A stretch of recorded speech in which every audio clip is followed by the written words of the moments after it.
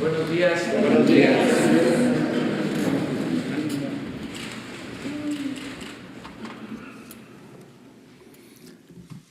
Pues vamos a hacer una invitación a quienes quieran participar en los foros que inician mañana para la elaboración del Plan Nacional de Desarrollo, mañana y pasado. Mañana sábado y domingo vamos a llevar a cabo esta consulta con ciudadanos, con especialistas para la elaboración del Plan Nacional de Desarrollo. Es muy importante el que se lleve a cabo esta consulta para definir entre todos el nuevo paradigma de desarrollo con bienestar que va a caracterizar al nuevo gobierno. Se deja atrás la política neoliberal, hay un cambio de régimen, un cambio de política económica y se va a dar a conocer el nuevo proyecto post-neoliberal, posterior al neoliberalismo, que para nosotros no ha sido más que neoporfirismo. Siempre se dice que no estamos de acuerdo con la política económica, pero se pregunta, ¿y cuál es la propuesta alternativa? ¿Qué va a hacer ahora la política del gobierno? ¿Cómo se va a distinguir? ¿Cuáles son los ejes principales para que el país avance, para que logremos el renacimiento de México? Sobre eso va a tratar esta consulta, por eso están haciendo estos foros, para la definición del Plan Nacional de Desarrollo, el nuevo Plan Nacional de Desarrollo. Esto es sábado y domingo, a eso se debe que no vamos a visitar, como siempre, los estados, las regiones del país, nos vamos a quedar aquí en la capital de la República. Y el lunes temprano, como siempre, vamos a seguir con estas conversaciones, con estas pláticas, con estos diálogos circulares. De modo que empezamos, para finalizar, ayer fue atrás, vámonos en medio, ¿no? En medio. O sea que la primera fila va a chupar faro. O sea, en medio.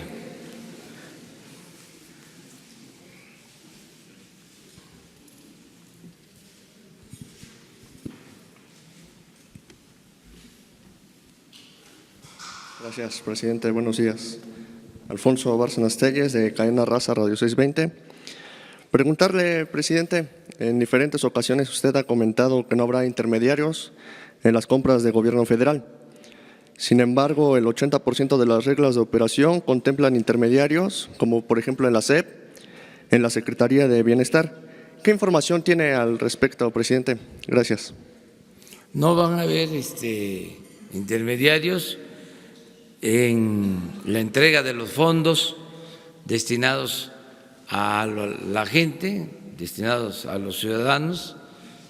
Todo se va a entregar de manera directa.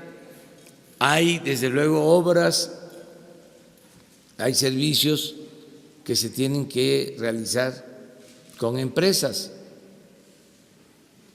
Si se hace una carretera, por ejemplo, pues se tiene que hacer un contrato con una empresa, hay que licitar esa obra, pero todo lo que son apoyos para el bienestar se va a entregar de manera directa a los beneficiarios.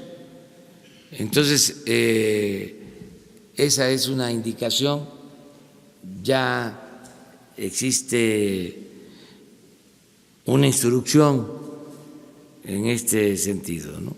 Lo otro es que se va a evitar también la contratación de despachos para la elaboración de tareas que puedan realizar las instituciones del gobierno, que se puedan hacer con los trabajadores del gobierno, porque se había llegado al colmo de que el gobierno era una simple oficina de contratos.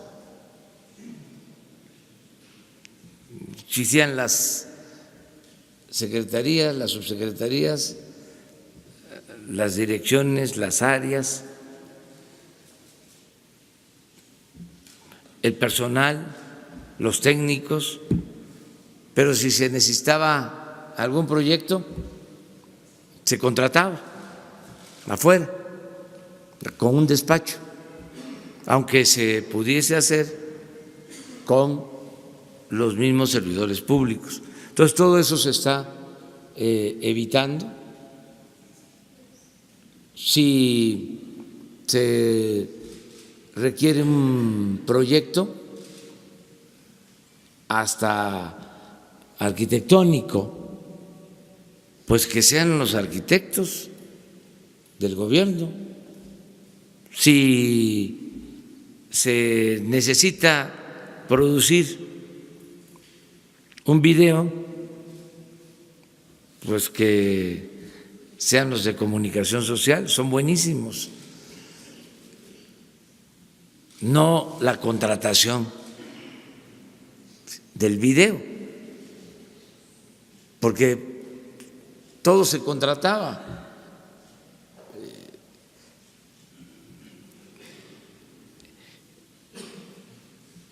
Había un caso, no es pasado, es presente, desgraciadamente. Hay un caso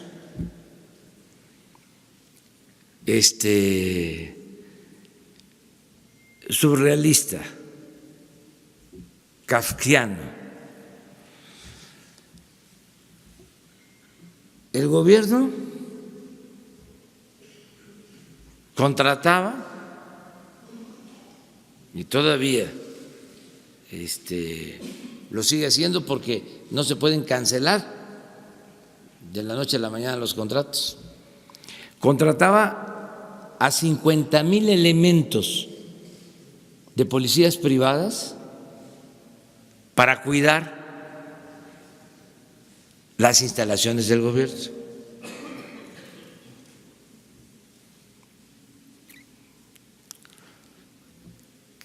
Casi todas las dependencias tenían contrato con empresas privadas para la seguridad de las instalaciones y de las oficinas del gobierno. Mientras la seguridad pública, que es la función principal o una de las funciones básicas del gobierno, se atendía con 10,000 elementos. el estado de indefensión de la gente era total, pero el gobierno sí estaba protegido, pero ni siquiera con policías, con marinos, con soldados, sino con elementos contratados a empresas privadas de seguridad.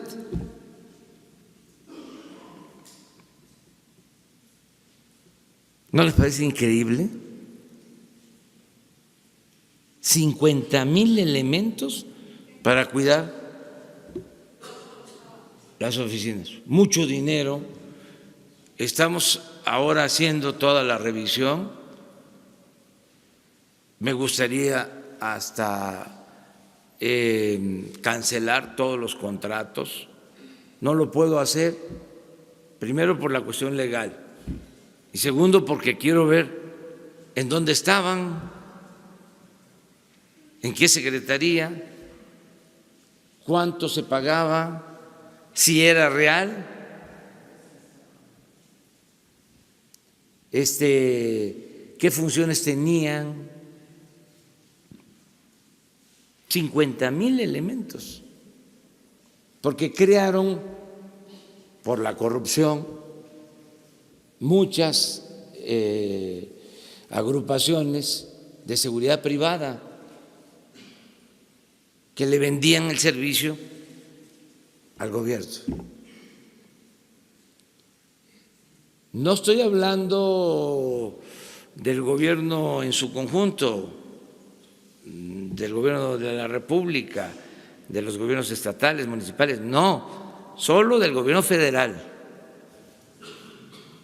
Entonces, todo esto es lo que estamos revisando. Fue muy buena tu pregunta, porque vamos a fortalecer a la Policía Federal, que tiene un sistema de servicios para la vigilancia de oficinas, pero de esos 50,000 se contrataban a la Policía Federal 3,000, solo 3,000. Entonces estamos viendo qué empresas, qué oficinas, a qué se dedicaban. Por eso tengo mucha confianza de que nos va a alcanzar el presupuesto. Es que era un desastre, un desbarajuste.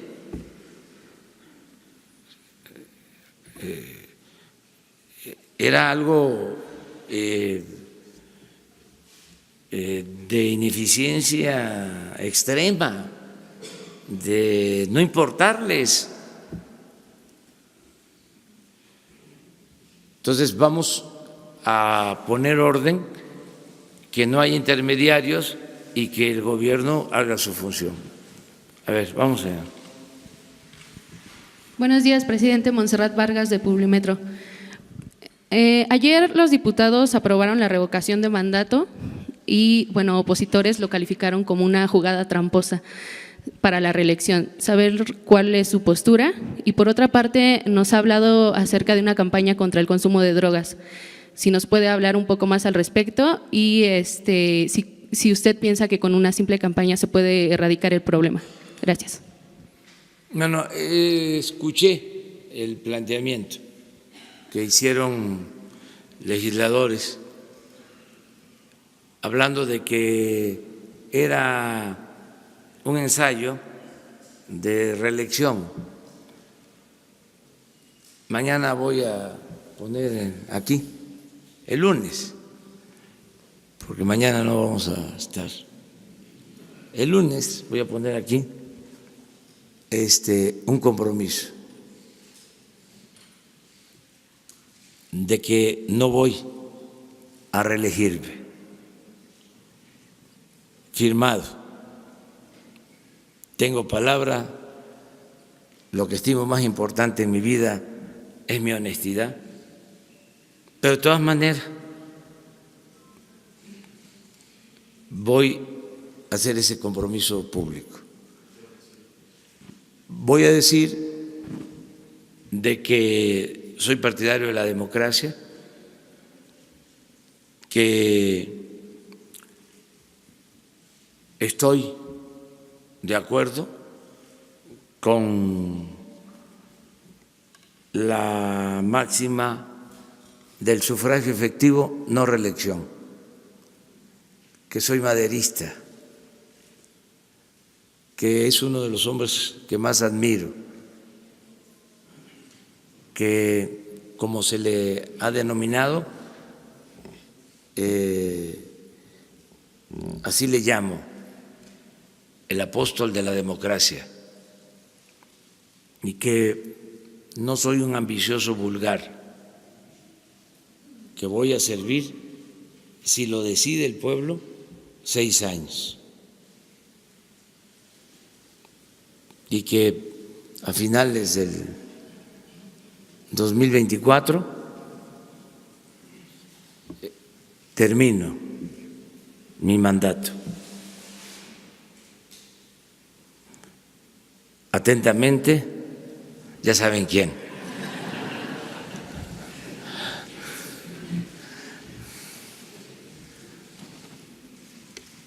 No, pero ya quedamos que vamos en medio. Pero el lunes, empezando la semana, la primera fila, y que no se muevan, porque si no ya no tendría caso. No se puede. Sí. No, pero ya hacemos este acuerdo. Buenos días, presidente. Cíhuatl Zúñiga, de Grupo ASIR. A mí me gustaría saber su opinión acerca de este enfrentamiento que se da ayer en Hidalgo entre presuntos huachicoleros y los militares, incluso, bueno, por cuestiones de la comunidad que se oponían a la presencia de ahí de los militares, pues retienen al personal del Ejército. Me gustaría saber qué está pasando y si nos podría dar un avance de cómo se está solucionando esto, si siguen picando los ductos. ¿Cuál es el avance que tiene hasta ahora, por favor? Sí, desgraciadamente todavía hay mucha resistencia a la participación del Ejército, de la Marina, de la Policía Federal, porque estaba muy arraigado lo del apoyo de la gente a quienes se dedican a actividades ilícitas, en este caso al robo de combustible. Entonces hay agresiones y hay momentos difíciles, complejos. Entonces sí tengo el informe de lo que sucedió en Hidalgo.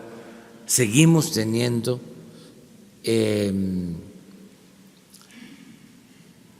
muchos incidentes en Hidalgo, como que en Hidalgo se dejó más tiempo el que se permitieran estas prácticas y por eso está costando más trabajo. Lamentablemente ahí fue la tragedia y esto demuestra que tenemos que seguir vigilando y hablando con la gente. Y qué bien que me lo pregunta, porque vuelvo a hacer un llamado, un exhorto a todos los pobladores para que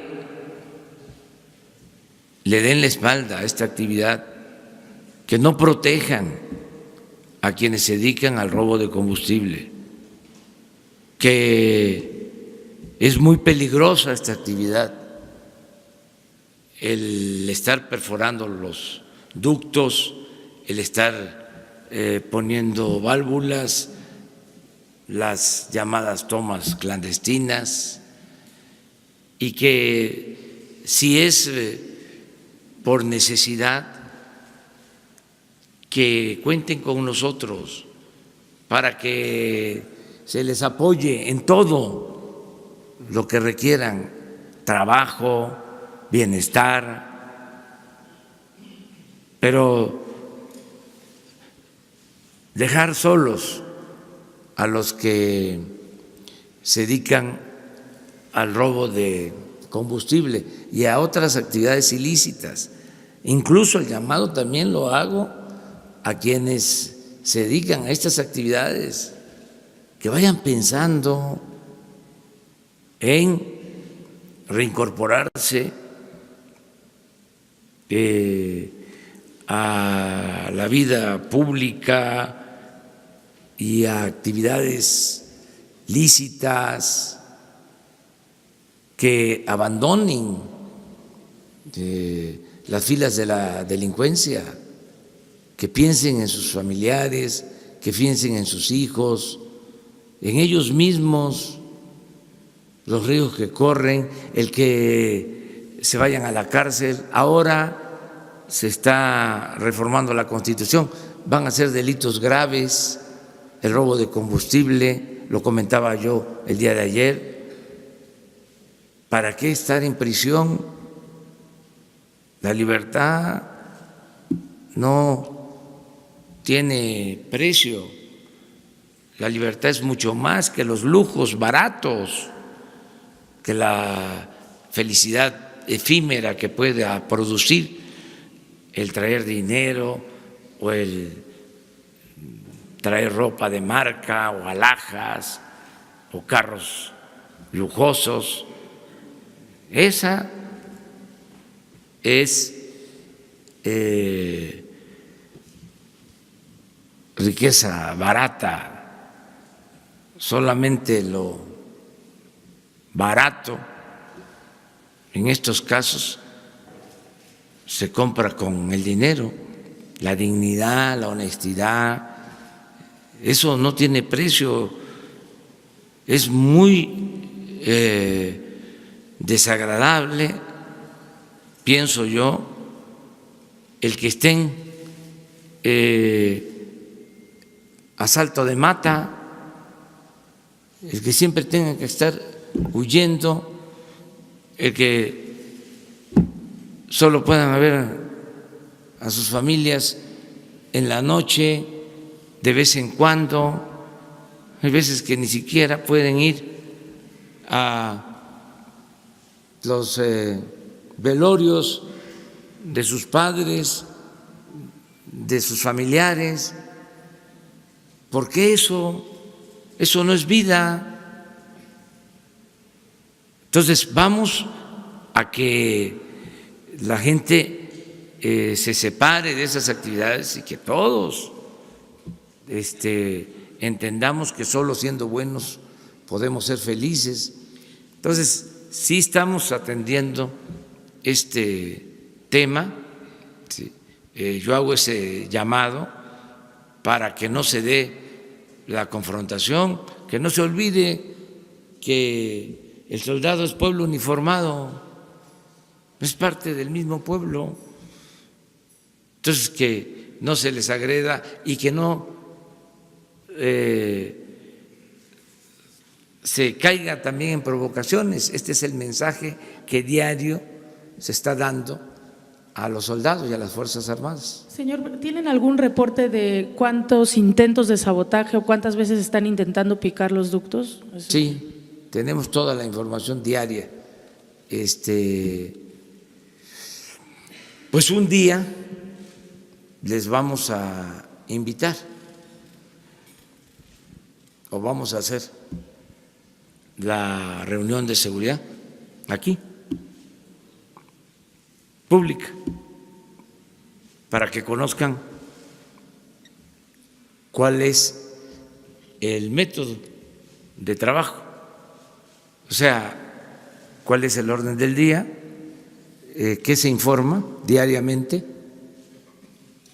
cuáles son los datos que recibimos de todo el país y qué decisiones se toman. Un día, porque sería interesante que se conozca. El primer punto siempre del orden del día es el reporte, el parte de delitos cometidos en el país. estado por estado, y ciudades. Lo que pasó en las últimas 24 horas, lo que pasó ayer, lo revisamos hoy en la madrugada, en la mañana. Sobre todo delitos de homicidio, robo de vehículos, eso diario.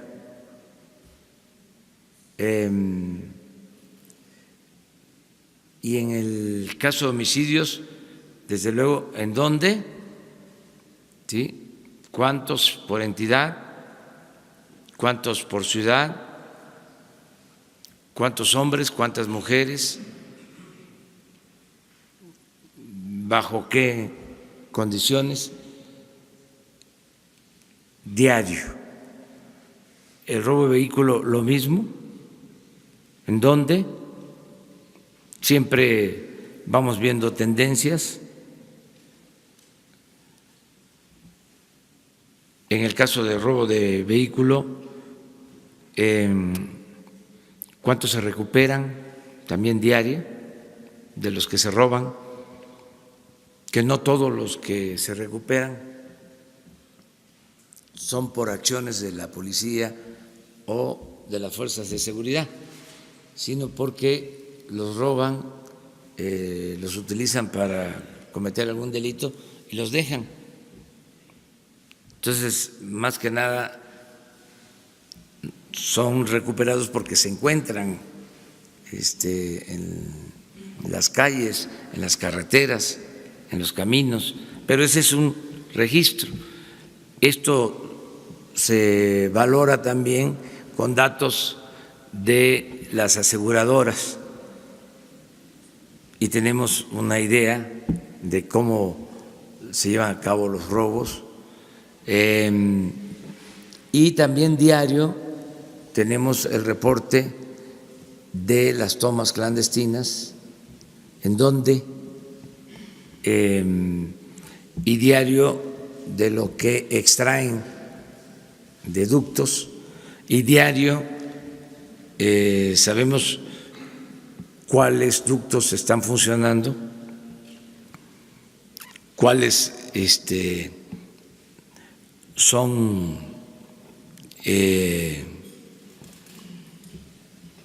bloqueados, saboteados, cuáles son pinchados para poner tomas clandestinas y los tenemos que sacar, cuánto tiempo salen de funcionamiento, cuándo vuelven a entrar. Tenemos que estar muy pendientes porque hay ductos importantísimos. Siempre hemos hablado, por ejemplo, del ducto de Tuxpan a Azcapotzalco, transporta 160,000 barriles diarios de gasolinas para la Ciudad de México, para el Estado de México. De esos 160,000, pues consumimos nada más en lo que es la Ciudad de México, que incluye también municipios del Estado de México, alrededor de 140,000 barriles diarios. Entonces, mantener ese ducto es importantísimo. También tenemos informes sobre ya la operación de las pipas nuevas que ya están ayudando. Ya tenemos un margen, sabemos diariamente cuáles son los inventarios de gasolinas, de diésel, de turbocina, cuántos barcos están entrando con combustible diariamente para que no nos falte el abasto. ¿Qué pasa con los migrantes? Ahora con el tema de los desaparecidos, migrantes, en fin, siempre hay trabajo, siempre hay mucho trabajo. Entonces un día,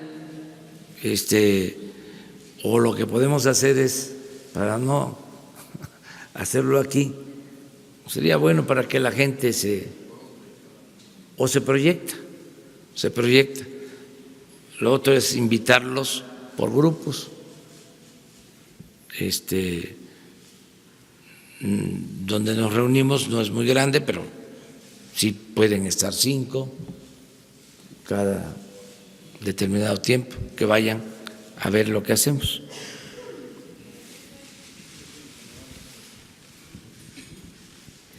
Las dos.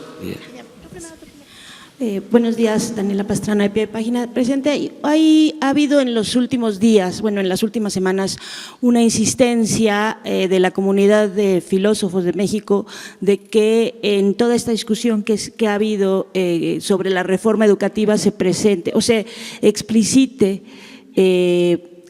el humanismo como un sello de este gobierno. Entonces yo quería preguntarle cuál es su posición sobre ese asunto. Claro que es una discusión legislativa, pero quisiera saber cuál es la posición que tienen sobre esta petición que creo que ya le han hecho llegar varias cartas. Pues yo estoy totalmente de acuerdo en que se revisen los planes de estudio. Es un proceso, lo tienen que hacer los especialistas, los pedagogos, pero sí debemos de darle su lugar al humanismo como tronco común. Ese es mi punto de vista, mi visión, que tengamos como tronco común el humanismo, no limitarnos a decir las ciencias sociales, el humanismo. Por ejemplo, que regrese el civismo. Yo estoy aquí, entre otras cosas, por mi maestro de civismo. Y muchos en la secundaria llevábamos el libro El buen ciudadano, que era verde para primero, blanco para segundo y rojo para tercero. Y un libro de texto, y me ayudó mucho, y mi maestro de civismo me abrió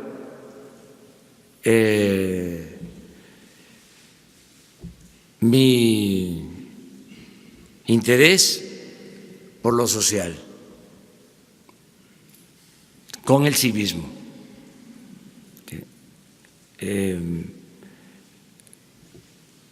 En segundo de secundaria, siempre lo he dicho, el maestro Lara Laguna, que todavía vive, mi maestro, que lo estimo mucho, pero de mi generación, todos jovenazos, mujeres y hombres, recordamos esa materia. Entonces, quitan el civismo y hay ahí una asignatura faltante. Entonces, tenemos que ver los contenidos. Desde luego, es importantísimo el estudio de las matemáticas, ¿no?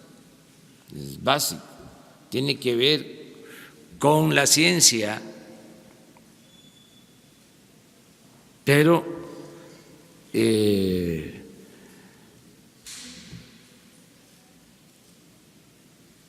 nada de lo humano nos debe ser ajeno. La ciencia al servicio del hombre, la ciencia al servicio de la humanidad. Entonces, es muy importante el que se revise eso como parte de la cuarta transformación. Mucho humanismo y muchas matemáticas y materias técnicas, química, física, pero con el tronco común del humanismo. Hay científicos extraordinarios con dimensión social porque tuvieron una buena formación humanista. Entonces, sí es muy buena tu pregunta, eso lo tienen que ver quienes están elaborando el plan de desarrollo y en particular el plan educativo.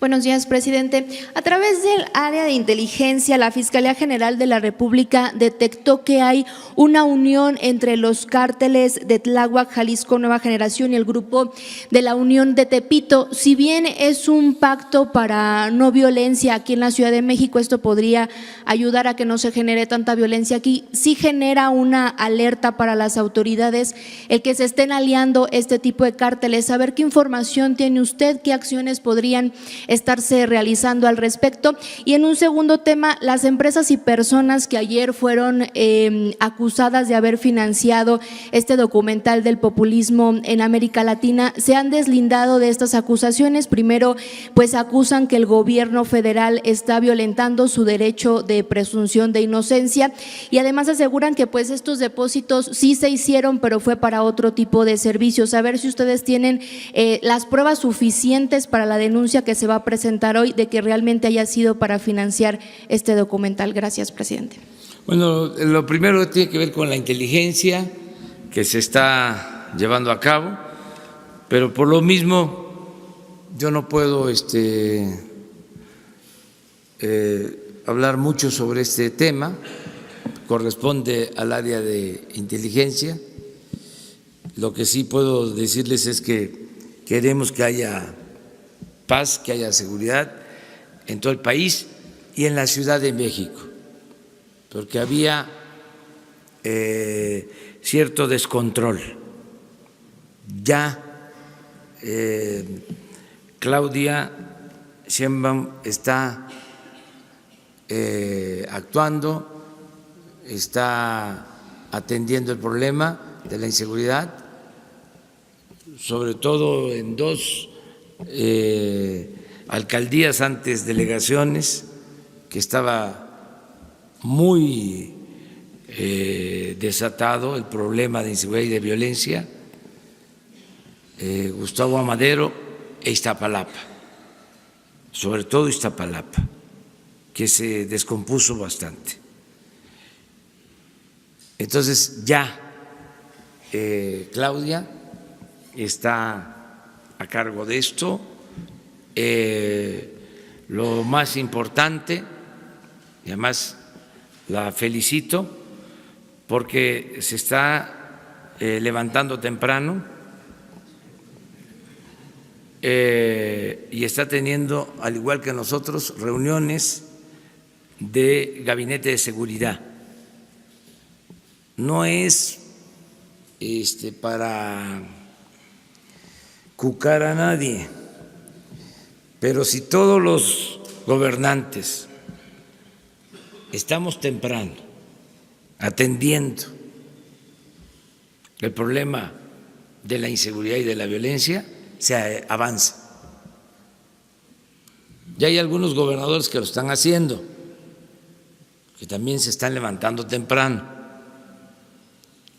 pero en la medida que haya más autoridades que no deleguen este problema a otras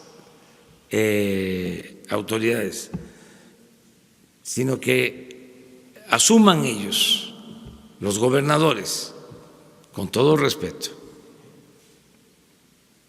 los presidentes municipales, como algo fundamental. Levantarse temprano y a ver cuántos robos a casa habitación, cuántos robos en el transporte, si hubo homicidios, robo de vehículo, algo que es muy lamentable, que duele mucho, los secuestros, que la gente sepa que el presidente municipal desde las 6 de la mañana está reunido con su secretario de Seguridad Pública y con sus colaboradores, que el gobernador está haciendo lo mismo y que el Palacio Nacional igual. Esto ayuda. No es que, a ver, tenemos una reunión sobre seguridad cada semana, cada 15 días. Ahí nos reportan si pasa algo grave, nos ponen en conocimiento, nos dan una tarjeta y ya.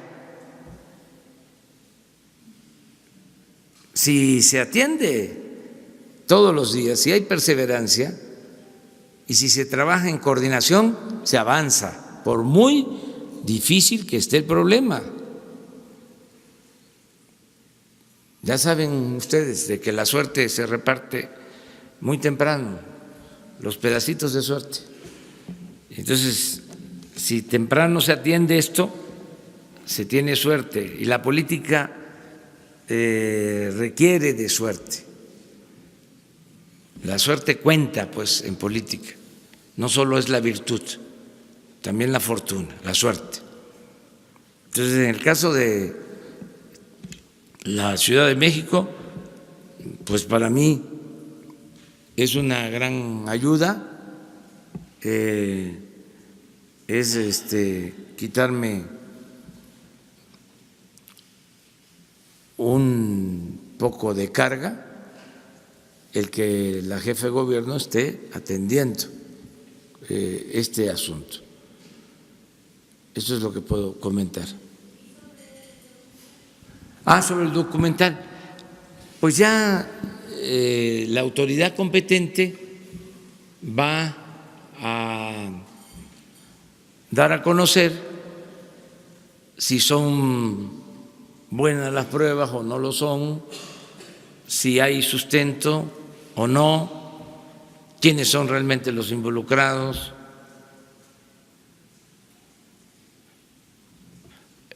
La investigación pues tiene que ver con el manejo de cuentas, del dinero. Alguien decía que para saber sobre un delito había que seguirle la pista al dinero. Pues eso es, de quién eran las cuentas, de dónde salía el dinero, a dónde se iba. ¿Sí? Por más que trataran de simular, pues se sabe. Pero de todas maneras hay una autoridad para esto, que es la Fiscalía Electoral y el Instituto Electoral, para que indaguen y se analice, se revise, y sobre todo es en la idea de prevenir. ¿Se acuerdan que siempre he sostenido que justicia significa castigar, pero también significa prevenir delitos, prevenir conductas antisociales, que ya no hay impunidad.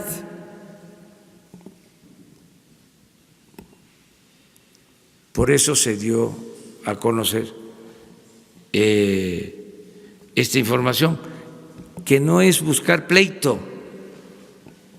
Nosotros no nos vamos a pelear con nadie. Es nada más decir, esto estaba mal y hay muchos elementos, nada más que yo ya no los puedo decir porque ya soy presidente, por respeto a la investidura, no me puedo meter a esas cosas, pero sí se sabía de cómo se agrupaban, iban a tratar de convencer al presidente Peña para que ayudara en una alianza, que se unieran en contra de ya saben quién. Eso se dijo en su momento. Eso es de dominio público. Lo que pasa que pues a veces se olvidan las cosas, pero yo ya no puedo meterme a eso, yo ya estoy en otra cuestión. Yo lo que quiero nada más es que se sepa que todas esas trampas, triquiñuelas,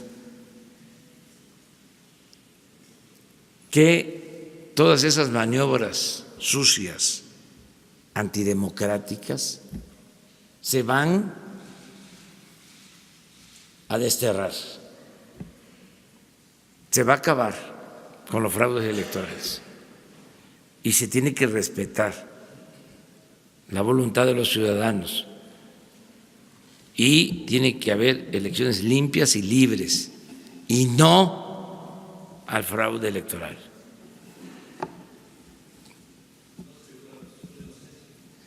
Entonces vamos.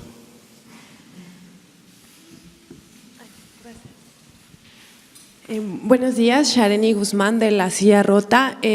Señor presidente, a mí me gustaría hacerle una pregunta en relación a algo que dijo Claudia Ruiz Massieu, presidenta del PRI, a La Silla Rota, justamente en relación a que a usted le pide, le demanda respeto y no intromisión en el proceso de selección del presidente del PRI, luego de que usted hiciera señalamientos en contra de uno de sus aspirantes, José Narro. ¿Qué responde a esto?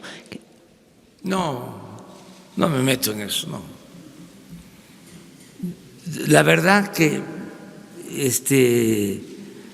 ni me pasa por la cabeza.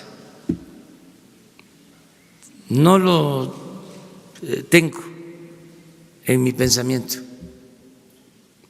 O sea, no me ocupo de eso, pero ni siquiera lo pienso. O sea, es mucha la imaginación de mis adversarios, pero no me meto en eso. No está en mis preocupaciones, en mis prioridades, en mis temas. Además, ¿qué me tengo yo que estar metiendo en la vida interna de un partido? ¿Qué gano con eso? Nada. Además me desacredito, me vuelvo indigno, me contradigo, me vuelvo traidor a mis principios, a mis ideales, me vuelvo hipócrita. ¿Qué tengo yo que andarme metiendo en eso? Nada, absolutamente. Que tengan la plena seguridad. Le diría, hay algunos dirigentes de partidos que no tengo el gusto de conocerlos. Si me encuentro con el presidente de un partido, para no mencionar ninguno, puede ser que lo salude, ¿cómo estás? Y no sepa quién es. O sea, porque tengo mi trabajo de transformar el país y es bastante mi ocupación. Me gustaría conocerlo, desde luego, ¿no? Tratarlo, pero no tengo tiempo para eso. Ahora sí que, como decía un amigo, ¿y a qué horas? O sea, se le decía, a ver, vamos al cine. Le decían, ¿y a qué horas? Oye, te invito a comer, ¿y a qué horas? O sea, no hay tiempo, pero entonces no existe eso. Hice un comentario del doctor Narro por la cuestión de los medicamentos, porque me preguntaron que si él podía estar involucrado. ¿Qué dije? Que cuando menos había omisión. No estoy mintiendo.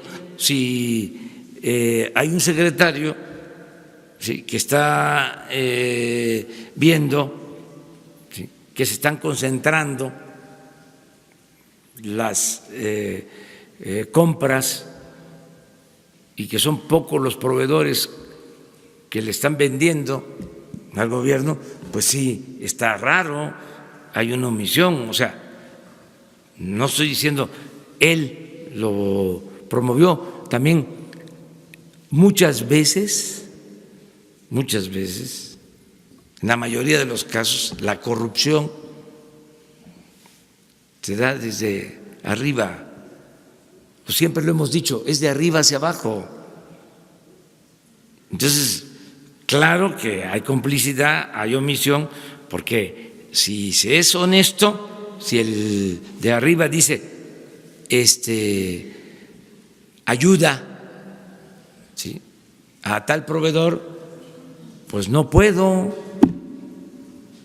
Y no, pero es que lo tienes que ayudar. No puedo, porque no es correcto, porque no hay competencia, porque es ilegal, porque es influyentismo. Y si me obliga a eso, o quiere que haga eso, pues le presento mejor mi renuncia y me voy. Les voy a contar una anécdota sobre eso, que es importante. El general Mújica, que admiro mucho, fue gobernador de Tabasco en 1915, siendo michoacano. Luego fue constituyente en el 17 y luego fue director de las Islas Marías, fue secretario de Comunicaciones con el general Cárdenas. Antes de la expropiación, le tenía tanta confianza el general Cárdenas que con él fue que habló sobre el tema y luego fue candidato a la presidencia. Se habla mucho de que el país se desvió porque en vez del general Mújica se optó por el general Ávila Camacho, porque eran dos posturas.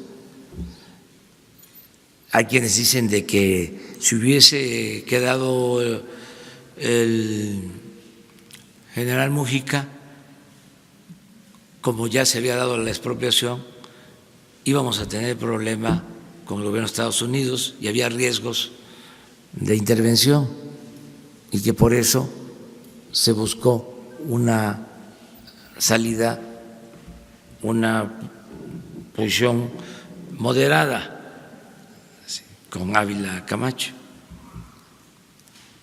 Lo cierto es que sí, en ese entonces estaba muy alborotada la derecha, el conservadurismo. Y yo considero que no iba a ser tanta, esa es mi interpretación, la oposición externa, foránea, sino al interior, porque el general Mujica era un hombre con convicciones. Pero bueno, eso es lo que era el general Mujica, un hombre de principios, extraordinario, un hombre honesto. Y en 1915 fue de gobernador a Tabasco y va a un municipio que se llama Jonuta, y ahí los campesinos le dicen que una compañía extranjera les había quitado sus tierras, una isla de 30,000 hectáreas que se llama El Chinal. Todavía no se había aprobado la Constitución del 17, el artículo 27, pero ya estaba la ley agraria del 6 de enero de 1915 en vigor. Entonces, lo que hace el general es devolver la tierra a sus legítimos dueños. Entonces, los de las compañías extranjeras que indebidamente habían despojado a los campesinos vienen con el presidente Carranza a acusarlo. Y el presidente Carranza le ordena que le devuelva la tierra a los de las compañías. Y el general Mujica le escribe. Entonces existen los textos. Antes les llamaban telegramas, pero no eran tan breves.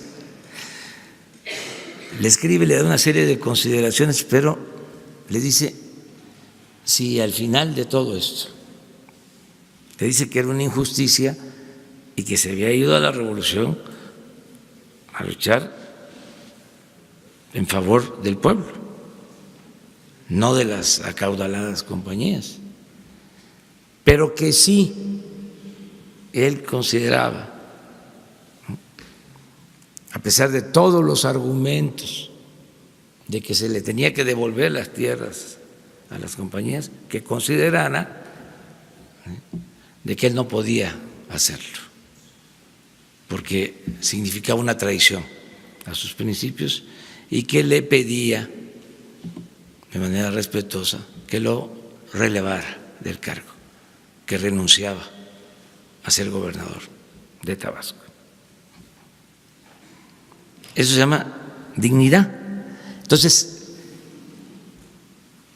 por eso, si el presidente pide algo indebido, ilegal, el servidor público tiene que decir no.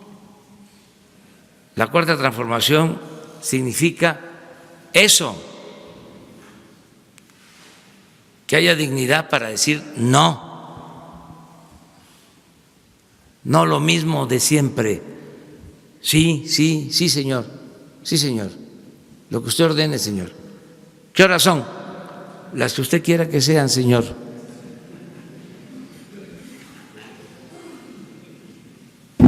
Que se vaya eso por un tubo. Bueno, muchas gracias. Nos vemos el lunes. Adiós, adiós.